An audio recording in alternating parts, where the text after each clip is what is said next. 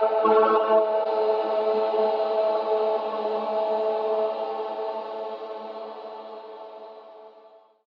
everyone, my name is Brooke Culberson. I'm with lordsofconsciousness.com.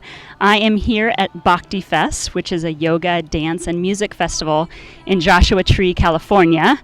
Such a beautiful day, and I happened upon this awesome booth, SavingGanesh, and got to meet some really great people today. We've got Maria, a volunteer with SavingGanesh, as well as the founder of SavingGanesh.org. And I just really wanted to hear more about this organization, and I'm sure you do too. So without further ado, I want to pass on this mic and hear a little bit more about this awesome organization. Can you tell us what some of the volunteer efforts are, what the mission statement is of this organization? Well, Saving Ganesh is out to perform conservation work in 4 countries, Sri Lanka, Thailand, India, and Burma. And each of those countries has its own issues with Asian elephant conservation. For example, in Sri Lanka, the main issue is human-elephant conflict.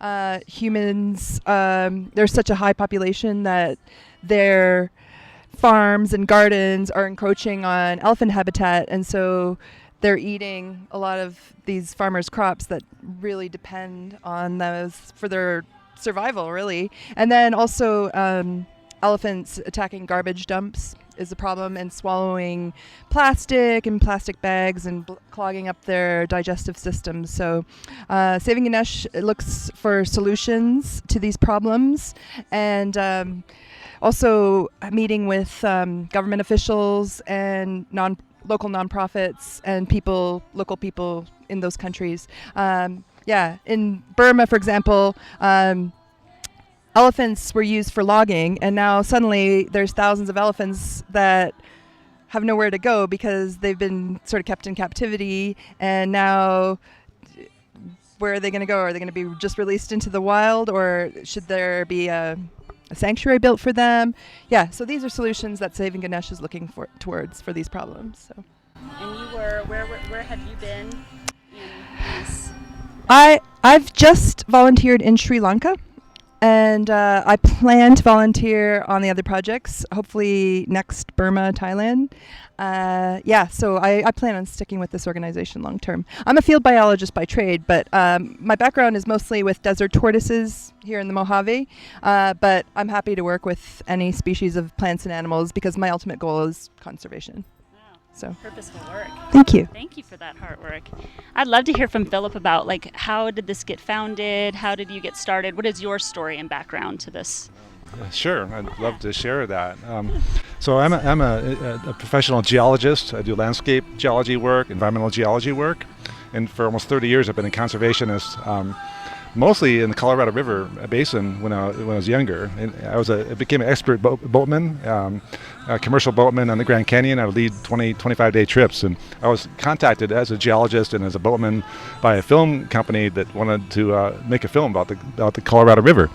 So I guided and led 3 trips for this film crew down the Colorado River, 25 days, 20 people. It's quite involved. And the filmmaker, the producer, and I, this is 25 years ago, the film producer and I became fast friends. And he said, I have projects in Sri Lanka and India, and I'd like to have you help because I'm really good at research and logistics. And so I did. We did 3 films in Sri Lanka, a couple in India, like almost 20 years ago. One was called Elephants of Paradise, and it's about the elephants of Sri Lanka, and we followed around the country's veterinarian as he did his elephant relocations and other DART medication for sick elephants, and I fell in love with the people and the elephants. So over the succeeding years, the next 10 years, I monitored what was going on there, and I have a geowandering.com, a tour company where I guide people all over the world beyond just the Grand Canyon, and as well, do conservation-based work. But anyway, in so doing, I found that the Sri Lankan government was doing bad things, actually stealing habitat from the elephants. Elephants were suffering, the numbers were dropping, and I couldn't have that. So all my profits were going to elephants from my tour company.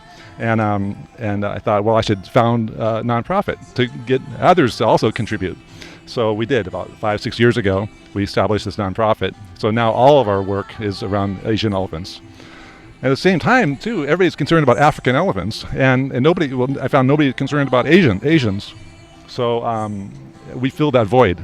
I spoke with the Department of Wildlife, the Director of Wildlife Health of Sri Lanka, and he said nobody's involved. You know, like BBC, Discovery Channel, World Wildlife Fund. They pay lip service, but they don't come and do anything. So I found this niche, you know, and I filled it.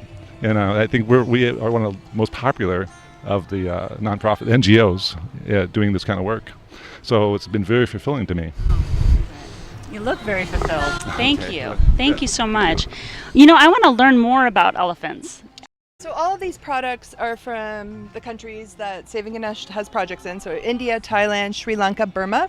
And, you know, buying them in those countries is fairly cheap. So we up the price to what would be fair in the United States, and 100% of the profits go toward these projects. So we have everything from wall hangings to malas to t-shirts to pendants to yoga mat bags, you name it, and Awesome. clothing. So yeah, that's where it's at. Okay. But so I'll go over what SavingGanesh does, what projects we really focus on. It's covered on this poster right here. So my experience is so far only in Sri Lanka, but they have a couple of captive centers, such as the Pinawala Elephant Orphanage and the Elephant Transit Home. The Pinawala Elephant Orphanage is not really what it advertises. It's very corrupt. They do take the orphaned elephants and unfortunately breed them, use bull hooks and other cruel methods and chains, and sell the bred elephants to zoos for high prices, and it's really not a very sound place. But then there's the Elephant Transit Home, which is a really nice place that actually does keep captive elephants in a very sound way according to conservation principles, keeps human contact to a minimum, and the elephants are brought back into the wild. So it is a successful program, but yeah, so we deal with the captive elephants. The drone seeding is basically for revegetation in areas that have been deforested so that elephants have food. Educational tours, we bring volunteers out to help and just to create awareness too.